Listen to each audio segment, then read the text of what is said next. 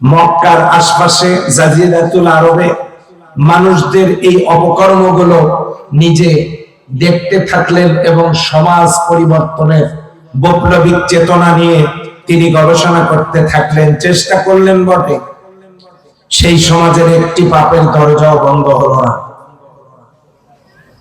17 বছর বয়সে যৌবনের উত্তাল তরঙ্গ, তখন হিলফুল ফুজুল নামক একটা সংগঠন গঠন করে 23টি বছর পর্যন্ত চেষ্টা চালালেন, তিনি মোটেও পেরে উঠলেন না। তার এই নিখুঁত পরিকল্পনা, এই পদক্ষেপের কারণে মহান আল্লাহ তাআলা তাকেই নির্ধারণ করলেন সমাজ পরিবর্তনের কারিগর হিসেবে, এ সমাজের মহামানব এবং মহান নেতা হিসেবে নবুয়ত দান করলেন 40 বছর বয়সে গিয়ে।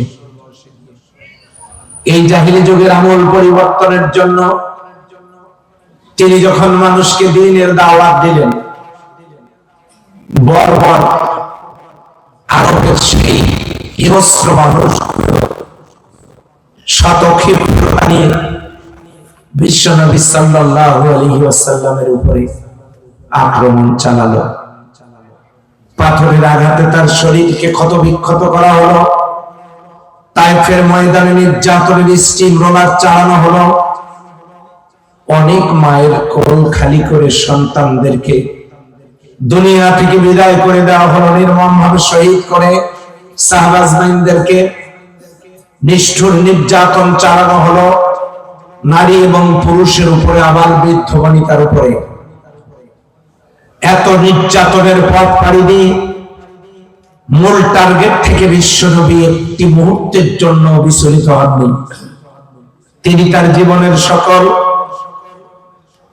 চেষ্টা সাধনা দিয়ে আল্লাহর প্রতি নির্ভর করে সাহাবা আজমাইনদেরকে সঙ্গে নিয়ে কোরআনের সমাজ প্রতিষ্ঠার এই মহা বিপ্লব ঘটাবার জন্য তিনি অনড় থাকলেন এই জমিনে। সুদীর্ঘ 27টি বৎসর যুদ্ধ করবার পর, 27টি যুদ্ধে অংশগ্রহণ করবার পর আল্লাহ সুবহানাহু ওয়া তাআলা তাকে বানালেন মানবতার মহান নেতা, তাকে বানালেন সমাজের একজন উন্নত মানের গার্ডিয়ান, তাকে বানালেন আদর্শ পিতা, তাকে বানালেন আদর্শ স্বামী, তাকে বানালেন যুদ্ধের ময়দানের সেনাপতি, তাকে বানালেন রাষ্ট্রপতি। আল্লাহ তাআলা তার হাতেই তুলে দিলেন কোরআনের সমাজ ব্যবস্থা পরিচালনার দায়িত্ব। কোরআনের সমাজ যখন কায়েম হলো, এই দুনিয়া থেকে সমস্ত পাপাচারমূলক পাটন ঘটে জমিনটা আল্লাহর জান্নাতের টুকরায় পরিণত হলো এবং দানবতার পরিবর্তে মানবতা সূচিত হলো এবং মানুষ তার ন্যায্য অধিকার ফিরে পেল। বৈষম্যপূর্ণ সমাজ ব্যবস্থা তৈরি হলো, বৈষম্যহীন সমাজ ব্যবস্থায় যুবকেরা কর্মসংস্থান পেল, মানুষের অভাব অনাটন দূর হলো, মানুষ এমন ভাবে শান্তিতে খেয়ে পড়ে বাঁচতে লাগলেন। আল্লাহর হাবিব বললেন, খায়রুল কুরুনি কারনি, সর্বশ্রেষ্ঠ যুগ হলো আমার যুগ। যে কোরআন দিয়ে একটি আলোকিত সমাজ তৈরি হলো, আমার সামনে বসা সম্মানিত মুসলমান ভাইরা, আপনারাই বলুন, সেই কোরআন আমাদের সমাজে আছে না নাই? সবার আওয়াজ হলে ভালো লাগতো। সেই কোরআন কি আমাদের বাড়িতে আছে না নাই? সেই কোরআনুল কারীম বিশ্বের মুসলিম, প্রতিটি মুসলিম উম্মার বাড়িতে, প্রত্যেকটি মসজিদে, প্রত্যেকটি মাদ্রাসায়, প্রত্যেকটি হাফেজদের সিনায় এই কোরআন রয়েছে। কিন্তু তৎকালীন সময়ে যে পাপ অনাচার চলছিল, এখন বলুন তো সেই পাপাচার অনাচার বর্তমান সভ্যতাতে আছে না নাই? তাহলে যে কোরআন এসেছিল সমাজ আলোকিত করবার জন্য, জমিনটাকে জান্নাতি পরিবেশ তৈরি করবার জন্য, সেই কোরআন আমাদের বাড়িতে, মসজিদে, মাদ্রাসায় থাকার পরেও কেন আজকে সমাজের এই দৈবদশা? স্বাধীনতার 53টি বছর চলে গেল, মুসলিম মায়ের সন্তানেরা রাষ্ট্র প্রধান হয়েছেন, যে দলগুলো রাষ্ট্র ক্ষমতায় গেছেন, প্রত্যেকেই মুসলিম মায়ের সন্তান ছিলেন। স্বাধীনতার 53 বছরেও তারা যদি চেষ্টা করতেন ক্ষমতায় যাওয়ার পর আল্লাহর জমিন চালাবেন কোরআনের আইন দিয়া, আপনারাই বলুন তারা কি তা করতে পারতেন না? কিন্তু দুঃখজনক, দুর্ভাগ্যজনক, নির্মম সত্য কথা হলো, তারা মুসলিম মায়ের সন্তান হওয়ার পরেও বিগত 53টা বছর ক্ষমতার পরিবর্তন হয়েছে, চেয়ারের পরিবর্তন হয়েছে, কিন্তু আল্লাহর কোরআন দিয়ে দেশ চালানোর এই মহান উদ্যোগ কোন শাসক গ্রহণ করতে পারেন নাই। কথা বলেন ঠিক কিনা? আজও যদি সেই কোরআনের সমাজ ব্যবস্থা আল্লাহর জমিনে চালু হয়ে যায়, আজও যদি কোরআনের আইন জমিনে চালু হয়ে যায়, তাহলে সমাজের অবস্থাটা কিরকম হবে দেখুন। আকাশের সূর্যের আলো যেমন হিন্দু, বৌদ্ধ, খ্রিস্টান, মুসলিম নির্বিশেষে সকলের প্রয়োজন, এবং সূর্য কৃপণতা করে না, সকলকে আলো এবং তাপ দেয়। আল্লাহর দেওয়া অক্সিজেন, এটি যেমন মুসলিম অমুসলিম বিচার করে না, সকল প্রাণীকে এই অক্সিজেন সরবরাহ করার মধ্য দিয়ে বাঁচতে সাহায্য করে। আল্লাহর দেওয়া নিয়ামত গুলো খেয়ে পরে মানব দানব সবাই বেঁচে থাকে। তাহলে আল্লাহর দেওয়া সূর্য যেমন দল, মত, জাতি, ধর্ম, বর্ণ নির্বিশেষে সবার কাজে লাগে, আল্লাহর দেওয়া অক্সিজেন যেমন সবার কাজে লাগে, আল্লাহর দেওয়া নিয়ামত যেমন সবার কাজে লাগে, ঠিক তেমনি সেই মহান আল্লাহর কোরআন যদি সমাজে চালু থাকতো, আমার ভাইরা জবান খুলে বলুন তো, এটি কারো উপকার না হয়ে কি অপকার হতো? এটি সবার কাজে লাগতো।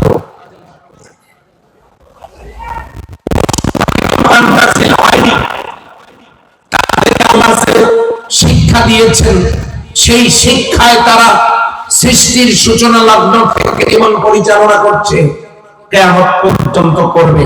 তাদের জন্য নবী, কিতাব, রাসূল, মসজিদ, মাদ্রাসা, শিক্ষা প্রতিষ্ঠানের প্রয়োজন নেই। তারা তাদের মতো করে জীবন চালাচ্ছে, আল্লাহ যেমন চালাতে বলেছেন। আর আমাদের জীবন কেমনে সুন্দর চলবে, সেজন্য আল্লাহ দিয়েছেন জীবন বিধান আল কোরআন। এবারে বলুন, সেই কোরআন যদি জমিনে চালু হয় তাহলে সবার উপকার হবে। আল্লাহর এই কোরআন জমিনে চালু হোক, এটা কি আমরা চাই? কারা কারা চাই? আল্লাহকে হাত দেখাতে পারবেন? কারা কারা চাই? দুই হাত তুলে দেখান, কারা কারা চাই? নারে তাকবীর, নারে তাকবীর, আল কোরআনের আলো সংসদে চালু, বিপ্লব আমার নেতা, তোমার নেতা, নারে তাকবীর। আলহামদুলিল্লাহ, আপনারা হাত তুলেছেন কাকে দেখানোর জন্য? তাহলে এই কোরআন জায়গা মতো থাকলে এখনো সমাজ ভালো হতে পারে। কথা বলে ঠিক কিনা? কিছুদিন আগে হিন্দুদেরকে ভুল বোঝানো হলো, যদি যদি টুপি পাঞ্জাবি ওয়ালারা শক্তিশালী হয় তাহলে বাংলাদেশে কোনো হিন্দু থাকতে পারবে না, তাদেরকে ইন্ডিয়ায় পালানো লাগবে, বলছে না? বলে নাই? এবারে কি প্রমাণিত হলো? 5ই আগস্ট ফটো পরিবর্তন হওয়ার পর শারদীয় দুর্গা পূজা হয়েছে। সারা বাংলাদেশের সকল হিন্দুদের কাছ থেকে সাক্ষাৎকার নেন, তারা নির্বিঘ্নে বলে দিচ্ছে অতীতের যে কোনো দিনের চাইতে মহা উৎসব আনন্দের সাথে আমরা এবারে শারদীয় দুর্গা পূজা উদযাপন করেছি। আমাদের কোনো অসুবিধা হয় নাই, আমাদের বাড়িতে হামলা হয় নাই, আমাদের পূজা মণ্ডপে হামলা হয় নাই, আমাদের কোনো ক্ষতি হয় নাই, আমরা পূজা করতে পেরেছি। মুসলিমরা তারা আমাদের পূজা মণ্ডপ পাহারা দিয়েছে। তাহলে এরকম করে একটা একটা করে সমস্ত অপপ্রচার গুলো মিথ্যায় প্রমাণিত হয়েছে। হুজুরদেরকে বলা হয়েছে তারা সন্ত্রাসী জঙ্গি, গ্রেফতার করে মিথ্যা মামলা দিয়ে কারাগারে রাখা হয়েছে। অথচ আজকে পট পরিবর্তনের পরেও বলতে পারবেন কোন হুজুর চাঁদাবাজি করেছে, সন্ত্রাস করেছে, মাস্তানি করেছে, কারো পায়ের রক কেটেছে? তাহলে আমাদের বিরুদ্ধে এই মিথ্যা প্রচারণাগুলো কেন চালানো হলো? তার মানে এই যে আমরা আপনাদের মতো খারাপ হতে পারি নাই, তাহলে এত মিলে যেত। খায়দায় সানমিয়া মোটা হয় সফা, ওয়াকাম করে যারা, দোষ তাদের হয় না, দোষ দেয় আর একজনকে। কথা বলে ঠিক কিনা? এই জন্য আল্লাহর কোরআন থেকে কথা বলবো জন্যই আমি আপনাদের সামনে মহাগ্রন্থ আল কোরআনুল কারীম থেকে একটি মাত্র দুটি আয়াত আপনাদের সামনে তেলাওয়াত করেছি। কোরআনুল কারীমের সর্বশেষ পারা 30 পারা সূরা কুরাইশ, একেবারে শেষের দিকের 10টা সূরার একটি। এই সূরা কুরাইশ 107 নম্বর সূরা। সূরা কুরাইশের শেষের 2টা আয়াত আমি তেলাওয়াত করেছি। এই সূরা কুরাইশ নবী করিম সাল্লাল্লাহু আলাইহি ওয়াসাল্লামের মাক্কি জীবনে নাযিল হয়েছে। মোট আয়াত 4টা, রুকু 1টা। সেখান থেকে যে দুটো আয়াত আমি তেলাওয়াত করেছি, কেন করলাম, এখন এই আয়াতের দরকার কেন হলো, সেই জন্য আমরা আলোচনা শেষ পর্যন্ত শুনবো ইনশাআল্লাহ। অল্পক্ষণের মধ্যেই আমি শেষ করব। আমি লং টাইম কথা বলি না, শেষ পর্যন্ত আপনারা থাকবেন তো? আমার মা বোনেরাও নিয়ত করেন যে আমার ভাইয়ের গলার অবস্থা যতই খারাপ হোক না কেন, কণ্ঠস্বর যতই অপছন্দের হোক না কেন, আল্লাহর কোরআন শুনবো হৃদয়ের কান লাগিয়ে ইনশাআল্লাহ। আমি মনে করি আপনাদের খারাপ লাগার কথা না। শেষ পর্যন্ত কি আমরা থাকবো ইনশাআল্লাহ? যে আল্লাহ কবুল করুন বলে আমিন। আল্লাহ তাআলা বলছেন, ফালিয়াবুদু রাব্ব হাযাল বাইত, তারা যেন তার রবের গৃহের ইবাদত করে, অর্থাৎ তারা যেন কাবার মালিক যিনি তার ইবাদত করে। আওয়াজ দিয়ে বলেন, কাবার মালিক কে? আল্লাহ। ফালিয়াবুদু রাব্ব হাযাল বাইত, তারা যেন এই গৃহের মালিকের ইবাদত করে, তার মানে আল্লাহ মালিকের ইবাদত করে। কেন?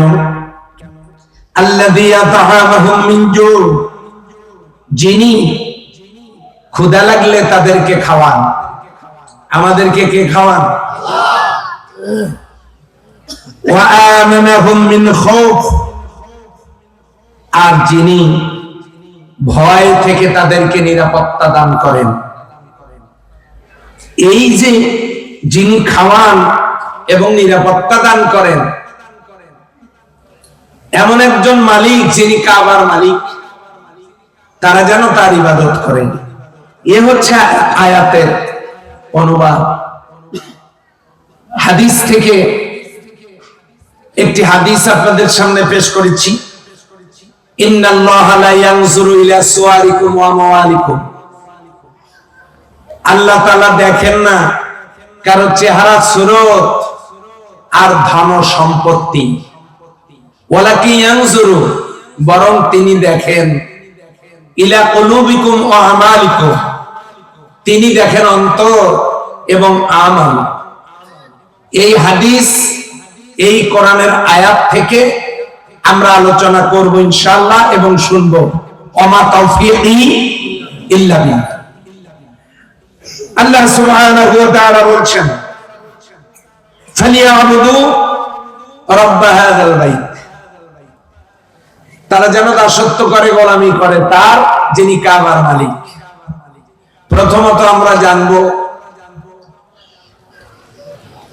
মাহবুবকে। আমরা হলাম আব্দ আর তিনি হলেন মাহবুব। যার বন্দিগি করা হয় তিনি কে? মাহবুব। আর যারা বন্দিগি করে তারা কে? আব্দ, দাস। আমরা হলাম গোলাম, তিনি হলেন মালিক।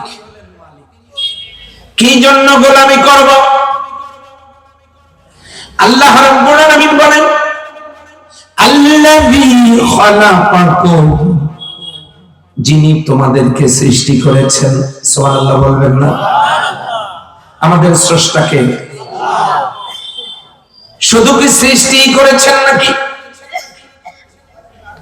দুটো পা দিয়েছেন, এই পা দিয়ে হাঁটবো,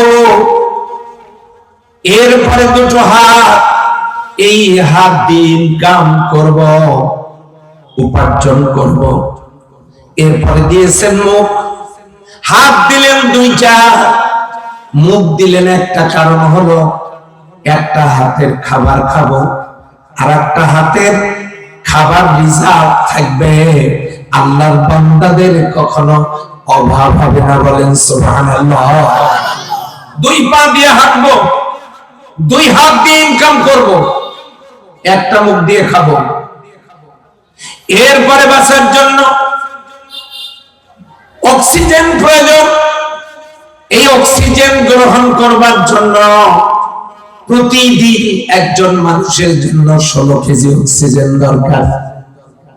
1 কেজি অক্সিজেনের দাম 250 টাকা হলে 16 কেজি অক্সিজেনের দাম হয় 4000 টাকা।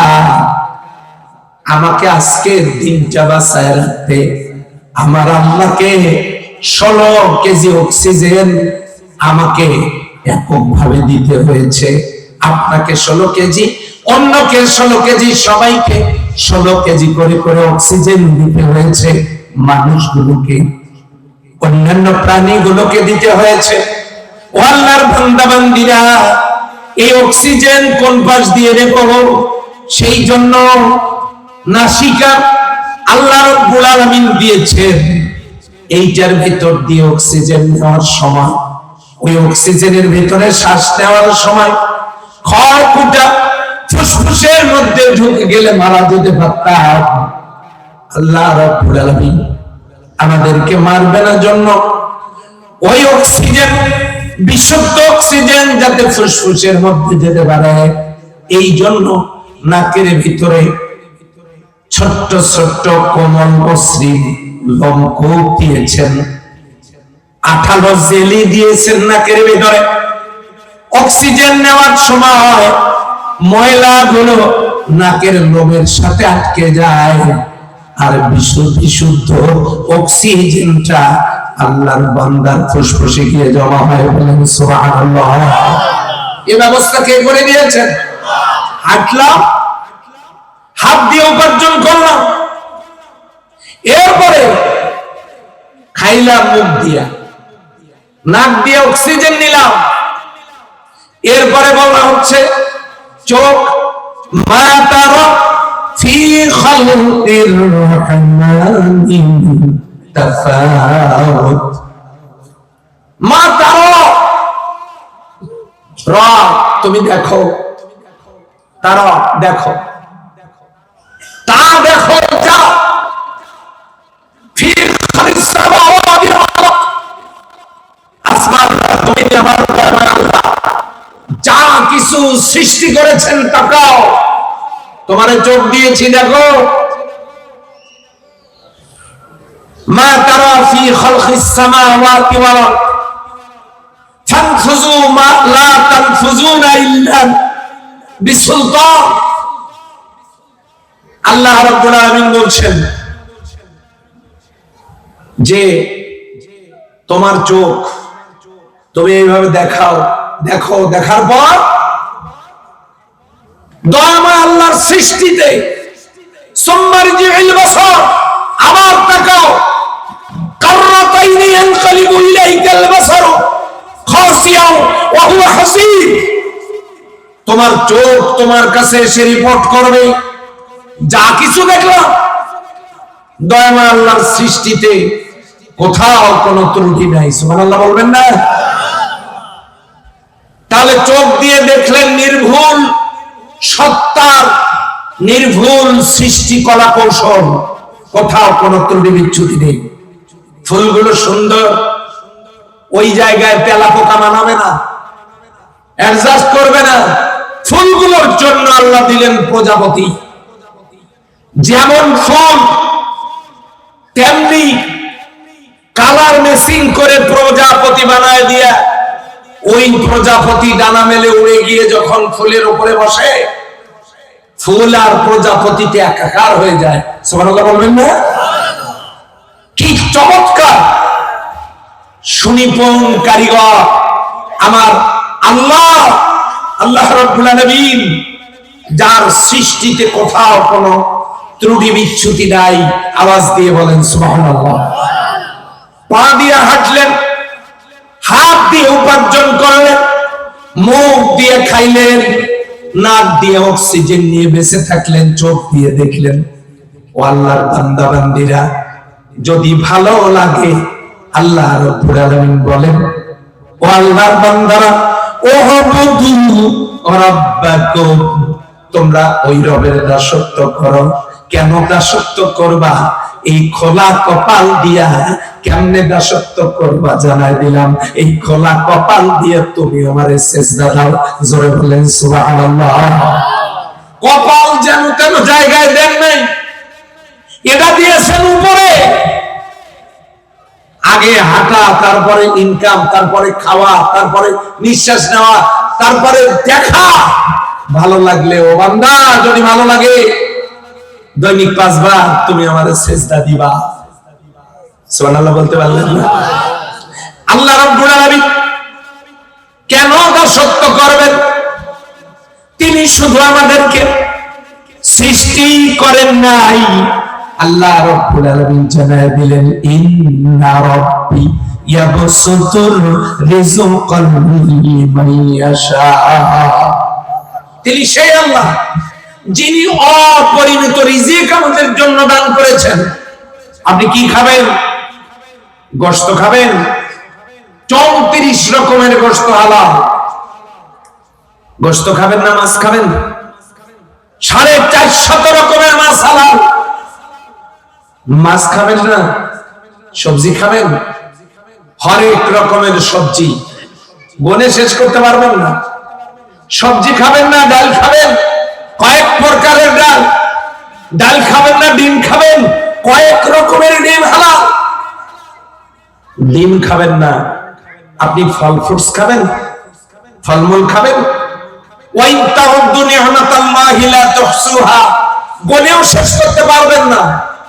এত ফলমূল, এত নিয়ামত আল্লাহ দান করেছেন, আপনি ফলমূল খাবেন না। এক গ্লাস দুধ খান, কয়েক প্রকারের দুধ হালাল।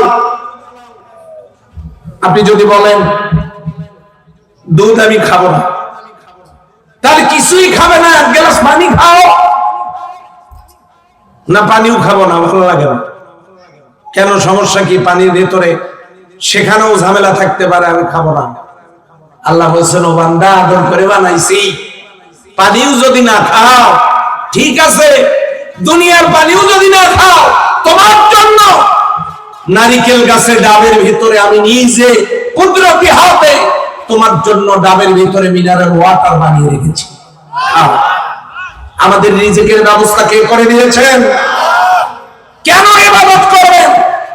আমাদেরকে খাবারের ব্যবস্থা করে দিয়েছেন আমার আল্লাহ। এক দিক থেকে সৃষ্টি করলেন কত চমৎকার করে, অন্য দিক থেকে খেয়ে পড়ে যাতে বাঁচতে পারে ইন্না রাব্বি ইয়াবসুতুর রিজকা লিমান ইয়াশা, যাকে ইচ্ছা অপরিমিত রিজিক তিনি দান করলেন। এরপরে আল্লাহ সুবহানাহু ওয়া তাআলা হরেক রকমের নিয়ামত রাজি দিয়ে আমাদেরকে সম্মানিত করলেন। বৃষ্টির দরকার, আল্লাহ বৃষ্টি দিলেন। বৃষ্টি নাই, জমিনের নিচ থেকে পানি ব্যবস্থা করে দিলেন। জ্বালানি তেল প্রয়োজন, হরিপুরে তেলের কোপ দিলেন, রংপুরে ওই রংপুর বিভাগে ঠাকুরগাঁয় যেখান থেকে দৈনিক 500 ব্যারেল করে তেল ওঠে, আল্লাহ তাআলা আরো একটা খনি নতুন করে সন্ধান দিলেন সিলেটে, যেখান থেকে দৈনিক 600 ব্যারেল করে তেল উৎপাদন হচ্ছে। এগুলো দিয়ে তেলের চাহিদা পূরণ হবে না। সেন্ট মার্টিন দ্বীপের নিচে বিশাল বড় এক তেলের কূপ আল্লাহ সুবহানাহু ওয়া তাআলা আমাদের জন্য বরাদ্দ করে দিলেন, যেটা উত্তোলনের কাজই শুরু হয় নাই। ওটা উত্তোলনের কাজ শুরু হলে বাংলাদেশে তেলের কোনো সমস্যা হবে না। এটা আমার দেশের মাটির নিচে দিলেন। শুধু কি তাই? যে থানায় আমার বাড়ি, যেখানে শহীদ আবু সাইদ ঘুমিয়ে আছেন, ওই জমিনের নিচে 9 কিলোমিটার এরিয়া জুড়ে কয়লা। এশিয়া মহাদেশের অন্যতম বৃহত্তম কয়লার খনি আমার থানায়।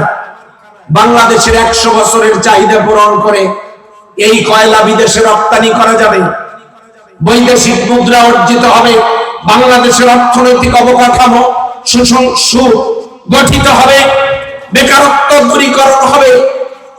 সেই কয়লা আমার পীরগঞ্জে উত্তোলনের কোনো পরিকল্পনা নেই। সেই আল্লাহ সুবহানাহু ওয়া তাআলা ওই একই থানায়, আমার থানায় লোহার খনি আল্লাহ দান করেছেন, উত্তরাঞ্চলে দিয়েছেন পাথরের খনি, গোটা দেশে বিভিন্ন জায়গায় গ্যাসের খনি, পার্বত্য চট্টগ্রামের নিচে পাহাড়ের নিচে স্বর্ণের খনি, আর লালমনিরহাটে ইউরেনিয়ামের খনি। কত খনিজ সম্পদ দিয়ে আল্লাহ আমার এই দেশটাকে সমৃদ্ধ করেছেন, তার বান্দারা যাতে সুখে শান্তিতে থাকতে পারে। বলেন না সুবহানাল্লাহ। সম্মানিত ভাই ও বোনেরা, বৃষ্টির দরকার দিয়েছেন, স্বর্ণের দরকার খনি দিয়েছেন, তেলের দরকার খনি দিয়েছেন, গ্যাসের দরকার খনি দিয়েছেন, কয়লার দরকার খনি দিয়েছেন, পাথরের দরকার খনি দিয়েছেন। কত নিয়ামত দিয়েছেন আল্লাহ আমাদেরকে, কত নিয়ামত দিয়েছেন। সেই আল্লাহ সুবহানাহু ওয়া তাআলা সৃষ্টি তো করেছেন, শুধু কি তাই? আপনাদের এই মঞ্চটা ভালো করে করা দরকার ছিল। এখানে কেউ উঠলে আর নামলে মনে হয় ভূমিকম্প হচ্ছে। কথা বলেন ঠিক কি? এটা নিয়ে আমি বেশি বলবো না, কারণ আমার কথাগুলো রেকর্ড হয়তো বদনাম হবে, দরকার নাই। আগামী দিনে এইরকম ভূমিকম্প স্টেজ না করে একটু সেই রকম করে করে কেউ হাঁটলেই মনে হয় নিশ্চয়ই কোনো মহাবিপ্লব ঘটতেছে। সম্মানিত ভাইরা, আপনাদের কষ্ট হচ্ছে? আল্লাহ রাব্বুল আলামিন বলেন, ফালিয়াবুদু রাব্ব হাযাল বাইত, তোমরা ওই ঘরের মালিকের দাসত্ব করো। মানুষ যদি প্রশ্ন করে কেন করব, একটু চিন্তা করেন, আল্লাহ রাব্বুল আলামিন যদি চোখ দুটো না দিতেন দুনিয়া কি দেখতে পারতাম? আল্লাহ তাআলা সবার চেহারাগুলো যদি আলাদা আলাদা না করতেন, এই দুনিয়ার কোন মহিলা কি তার স্বামী চিনে নিতে পারত? যদি সবগুলো একই রকম চেহারা হতো, কোন মহিলা আজকেই বাড়ি যাওয়ার সময় বউ বদল হওয়ার সম্ভাবনা ছিল কি ছিল না? বলেন, কে কাটটা নিয়ে চলে যাইতো? কোন ঠিক ছিল না। চেহারাগুলো আলাদা আলাদা করে দিয়েছে। তাহলে আল্লাহ যা করেছেন সব কিছুর জন্য শুকরিয়া। বলেন না আলহামদুলিল্লাহ? আরো জোরে বলেন আলহামদুলিল্লাহ। সেই আল্লাহ সুবহানাহু ওয়া তাআলা বলছেন, ও বন্ধু, দাসত্ব করো, গোলামি করো। এখন এই দাসত্ব আর গোলামি আমরা কিভাবে করব? কেউ বলেছেন নামাজ পড়লেই হবে। হ্যাঁ, নামাজ পড়লেই হবে, পড়েন, কিন্তু কথা হলো আপনাকে বুঝতে হবে নামাজ ইসলামের স্তম্ভ, কিন্তু গোটা ইসলাম না। এখন আমি আমাকে দিয়ে উদাহরণ দিচ্ছি। আমার নাম নুরুল আমিন, হাত দুইটা যদি কোনো কারণে বিচ্ছিন্ন হয়ে যায়, ওগুলো যদি এক জায়গায় পড়ে থাকে, আমার কল্লাটা যদি আর এক জায়গায় পড়ে থাকে, আমার বডিটা যদি এক জায়গায় পড়ে থাকে, আমার পা দুইটা যদি আর এক জায়গায় পড়ে থাকে, আপনারা বলেন তো নুরুল আমিনের অস্তিত্ব কোথায় আছে? নাই। আবার এই হাত, এই পা, এই বডি, এই কল্লা যদি একখানে করা হয়, এবার বলেন অস্তিত্ব আছে না না? ঠিক তেমনি নামাজ একটা অঙ্গ মাত্র ইসলামে। এখন পরিপূর্ণ ইসলামটা কি? এই পরিপূর্ণ ইসলাম অন্যান্য অঙ্গ প্রত্যঙ্গের মতো ইসলামকে যদি আপনি একটা মানুষ মনে করেন, তাহলে হাতগুলোকে যদি, পা গুলোকে যদি নামাজ বানান, হাতগুলোকে বানাতে হবে রাজনীতি, চোখগুলোকে বানাতে হবে পররাষ্ট্রনীতি, আর হৃদয়টাকে বানাতে হবে স্বরাষ্ট্র মন্ত্রী বা স্বরাষ্ট্রনীতি, আচরণটাকে বানাতে হবে পরিবার সমাজনীতি,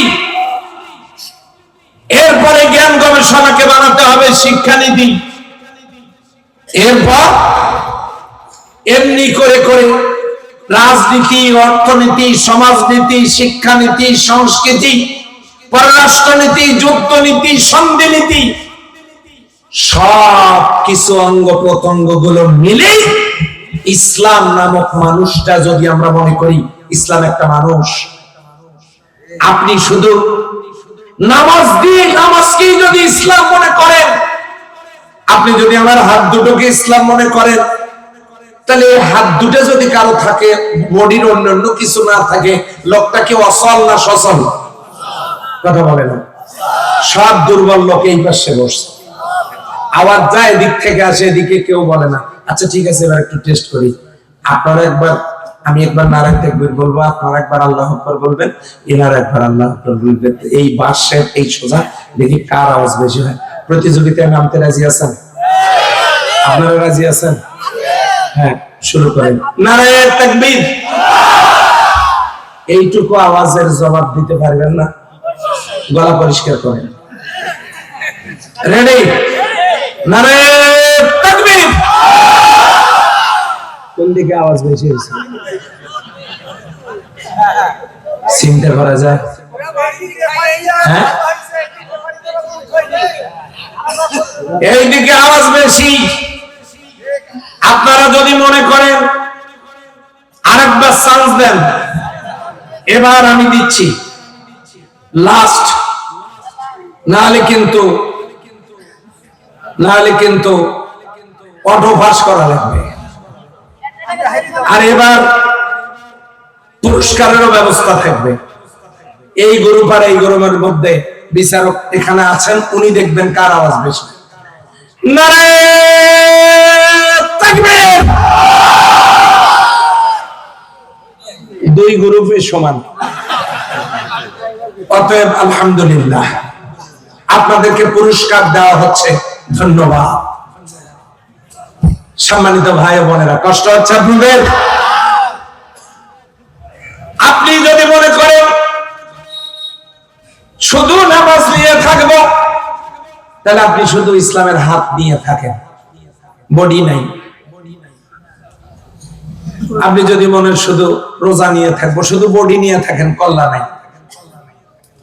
আপনি যদি অর্থনীতি নিয়ে থাকেন, তাহলে শুধু মাথা নিয়ে থাকেন, এদিকে অঙ্গ প্রত্যঙ্গ নাই। আপনি যদি পররাষ্ট্র নিয়ে, আপনি যদি শুধুমাত্র সমাজনীতি নিয়ে থাকেন, তাহলে পা নিয়ে থাকেন, এদিকে বডি নাই। সবটা দরকার না, একটা দরকার। আর এই সবটাই হলো ইসলাম। আল্লাহ বলেন, ইয়া আইয়ুহাল্লাযীনা আমানু উদখুলু ফিস-সিলমি কাফা। হে ঈমানদারেরা, ইসলামের মধ্যে পরিপূর্ণভাবে প্রবেশ করো। মনে করুন একটা রেইনকোট, এই রেইনকোটটা পরার জন্য আপনি গোটা মানুষটাকে যেমন রেইনকোটের ভিতরে ঢোকা লাগবে, ঠিক তেমনি ইসলাম নামক রেইনকোটের মধ্যে পুরাটাই ঢুকতে হবে। কথা বলেন ঠিক কিনা? কেন?